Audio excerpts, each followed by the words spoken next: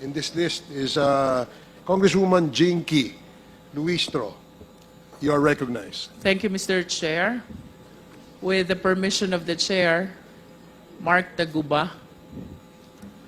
During the previous hearings, you made mention about various parties which have participation generally in the shipment of goods, and if I may include, in some cases, in the evolution of this you call SARA system, which allows the shipment to avail of the green lane.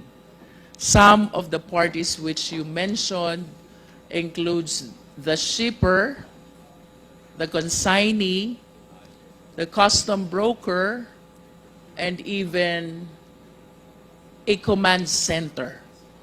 Do you confirm this? Yes, Your Honor. Mr. Chair, I wish to manifest that the alleged SARA system, which allows the shipment to be exempted from examination, both with respect to the documents and with respect to the physical examination, enable the proliferation not only of misdeclaration, but even of non-declaration. Mr. Chair, it is clear that with misdeclaration and non-declaration, the Philippine government is losing huge amount of revenue. And worse, Mr. Chair, during the interpellation, not only of Mr. Taguba, but even of Mr. Guban, the members ask, since when this SARA system and this green lane have been happening? I recall that they responded with, since time immemorial. I cannot help but imagine how much losses the government has incurred already because of this SARA system, which has been happening in the Bureau of Customs, as they say, since time immemorial. Mr. Chair, with that, this humble representation feels that the government's sovereign power is violated not only because of the losses it incurred, but even because of the laws which were violated. By analogy, Mr. Chair, this is synonymous to double jeopardy. Nalugi na ang gobyerno, winalang bahala pa ang batas ng Pilipinas. This is very alarming, Mr. Chair. And this prompts this representation to go back to the basic, to the fundamental system of the Bureau of Customs. And with that, I wish to direct my next questions to the representatives of the BOC. Please walk us through. Pakikwento po sa sambayanang Pilipino how the shipment, how the importation works, considering the SARA system and the color-coded lane, which has been shared to us by our resource persons. Mr. Chair, may I ask our former commissioner, Commissioner Faeldon,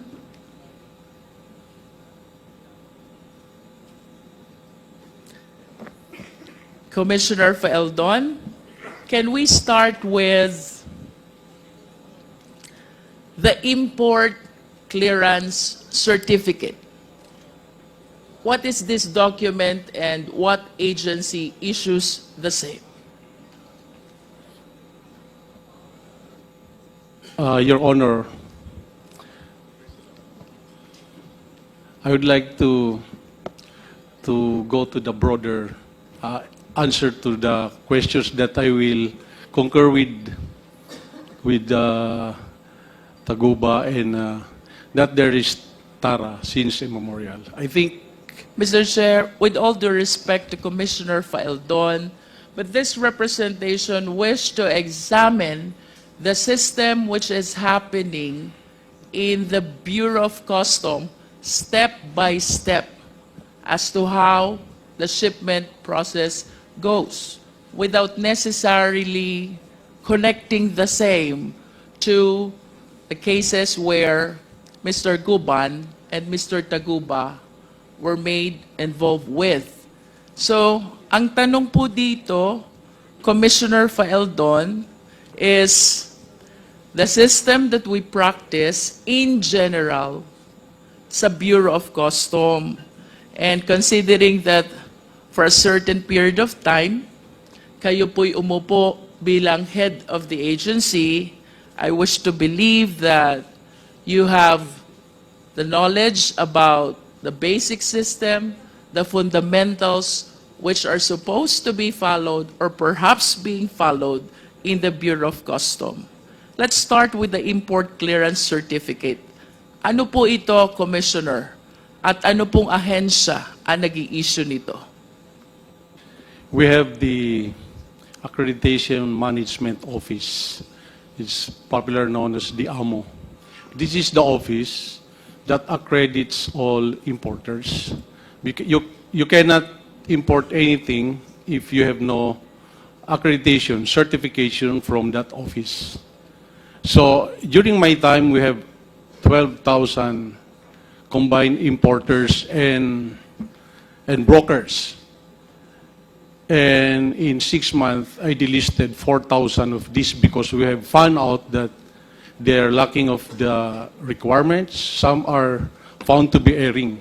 So that's the first thing I did as far as trying to control these importers.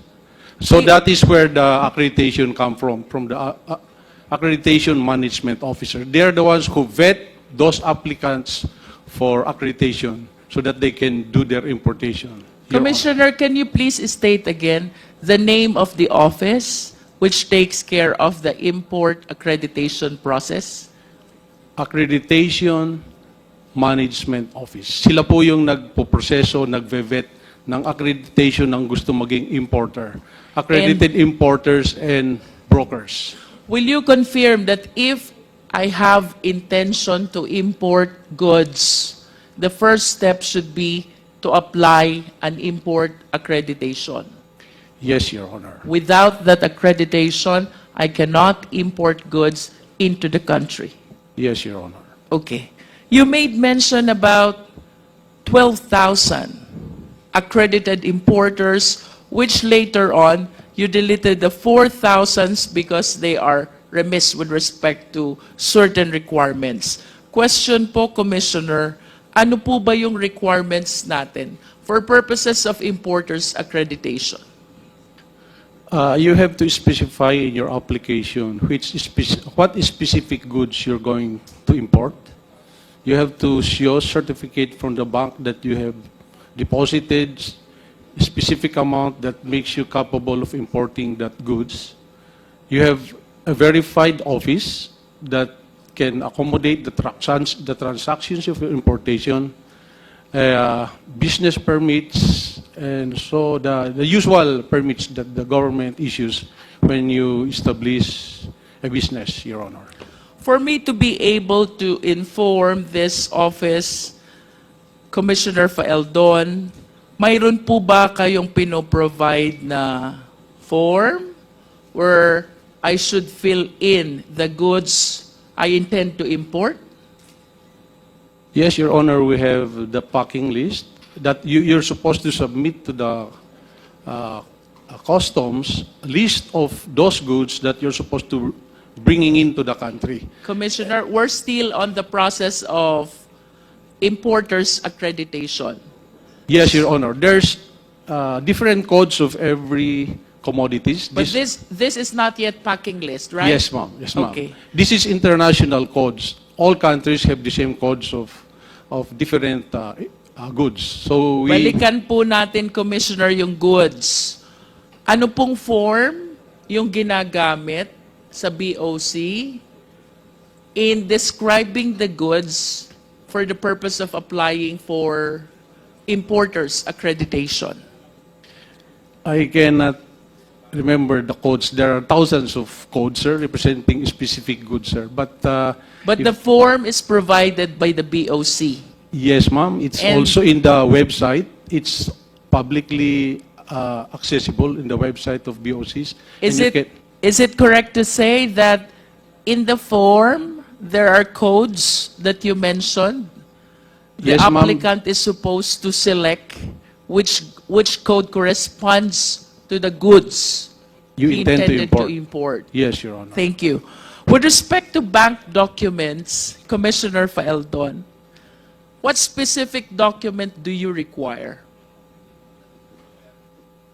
During my time, it is the certificate of deposit because there are certain goods that require a specific percentage of amount that you have in the bank so that you can import that specific commodity. So these are the small nitty-gritties that the Accreditation Management Office has to verify before they will approve their accreditation, Your Honor. Sir, would it be correct to say that the amount required per certificate of deposit depends on the goods to be imported?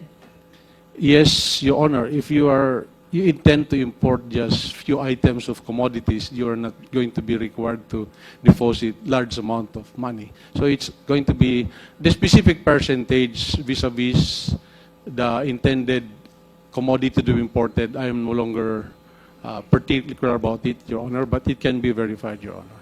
How about with respect to the office? What particular document do you require? There's a list of the requirements issued by the Accreditation Management Office. These are publicly accessible in the website. So you have to go to Customs and present all these documents. These are the prerequisite requirements, and you'll be interviewed. And I assume the office has to be verified, and all the other documents that is listed, that is submitted by the applicant, Your Honor. You mentioned that you verify the office address of the applicant. Is that correct? That's supposed to be some of the requirements because some of the 4,000 we delisted, when we verified those addresses, it's actually non-existing addresses. That's why we delisted them. So there are so many importers and brokers who do that. So when we try to vet the airing and the fly-by-nights, we found out that 4,000 at least were airing. That's why we delisted them. That's during my time, Your Honor. In other words, Commissioner Faeldon, by practice, you did the verification of the office address. Reason why you were able to discover this 4,000, which accreditation you deleted already. We tried our best to clean the list, Your Honor. You also mentioned about business permit, correct? Yes, Your Honor. So it discloses the company name and even the company owner. Tama po ba? Yes, Your Honor. And would you agree with me if I would say, with the bank certificate, with the office verification, and with the business permit, the BOC has ample information about all the importers into the country? That's the assumption, Your Honor. What do you mean by assumption? If all those documents are truthful, that's why they have to personally verify. But we're talking about here with respect to the actual practice and system and not with respect to assumption, Commissioner Faeldon. So I suppose that all the information that you're giving before this committee were practiced at least during your time as Commissioner of BOC. Tama po ba? Ma'am. In other words, during your time, Commissioner Faeldon, all importers' information are within the safekeeping of the BOC, considering the ample requirements that you are requiring initially for purposes only of importers accreditation? The newly accredited importers during my time, I specifically instructed the chief of the accreditation management office to be very stringent, not stringent, but to be very careful about accrediting, because at that time we were delisting more than 4,000. So we do not want to replace them with another herring importers and brokers, Your Honor. In all fairness to you, Commissioner Faeldon, because you were the one who deleted this 4,000 because they are not compliant with your requirements and your rules, it is the humble submission of this representation that having applied that system, then you have all the necessary information about the importers accredited by the BOC. That is a manifestation. With respect to the documents which you are requiring from the applicants for importation or importers accreditation, question Commissioner Faeldon. Alam nyo ang pangalan ng importer? Of course. Hindi po, ma'am.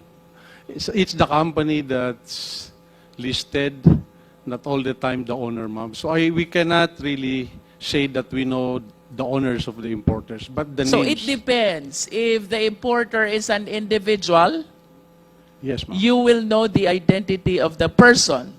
The AMO office may know, Your Honor. Okay. But if the importer is a company, then at least you have the name of the corporation. Tama po ba? Yes, Your Honor.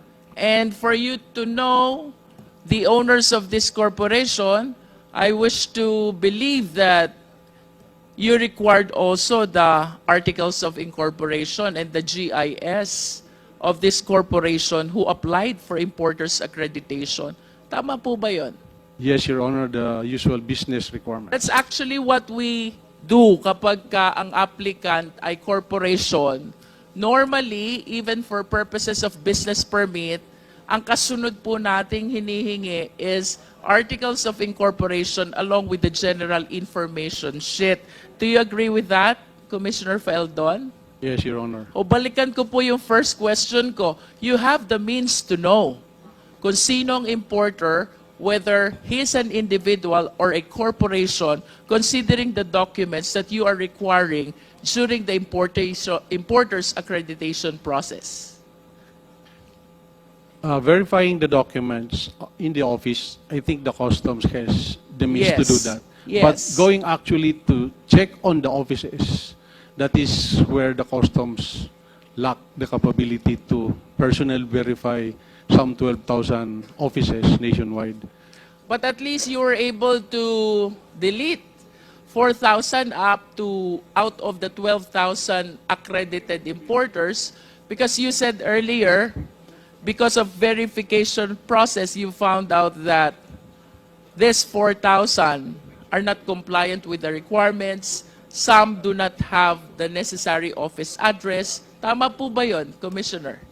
Yes, ma'am. And some of those who were delisted were frequent violators of import laws. So I checked in the database who are the importers and brokers who have violated some importation laws in the past, and I immediately included them on the list to be delisted in our accreditation, Your Honor. So that's another parameter why we delisted them, Your Honor. Either kulang ang requirements or nagkaroon ng previous violation.